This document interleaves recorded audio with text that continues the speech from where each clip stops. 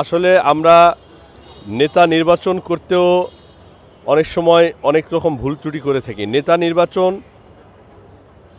আমার মতে, আমার ব্যক্তিগত অ্যানালাইসিস যেটা বলে যে নেতা নির্বাচন করতে হয় পারিবারিকভাবে।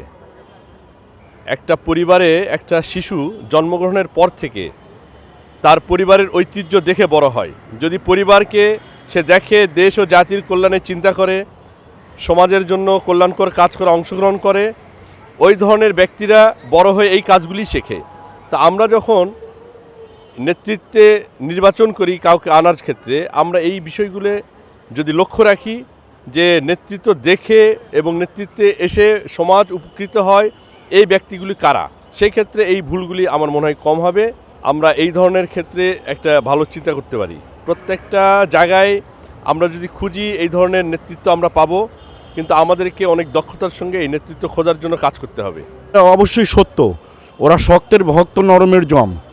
এখনও যদি আমরা এসে বলি এই যে আপনার এই ফ্যাসিবাদ পতন আন্দোলন সফল হলো, এখানে ছাত্র জনতা কৃষক শ্রমিক সবাই মিলে এই দেশটাকে আবার ফ্যাসিবাদ মুক্ত করলো, অথচ এবার নির্বাচনে দাঁড়িয়ে যখন এই আপনার এই কর্মকর্তাদের নির্বাচন পরিচালনা কর্মকর্তাদের সাথে যখন শরণাপন্ন হয় রিটার্নিং অফিসারদের সামনে, তখন আমরা বুঝলাম যে আসলে এখন পর্যন্ত ওদের ভূত এখনও আছে বাংলাদেশে, এমন না যে চলে গেছে। আপনি দেখেন এরা শক্তের ভক্ত নরমের জম, অনেক জায়গায় স্যাক্রিফাইস করা হয়েছে। কিন্তু আমার 20টা মিনিট কী দোষ আমি করছিলাম, এই আপনি জানেন মোহাম্মদপুর রিটার্নিং অফিসারের কার্যালয় 16তলা বিল্ডিং, আর এই 16তলায় উঠতেও তো 16 মিনিট সময় লাগে।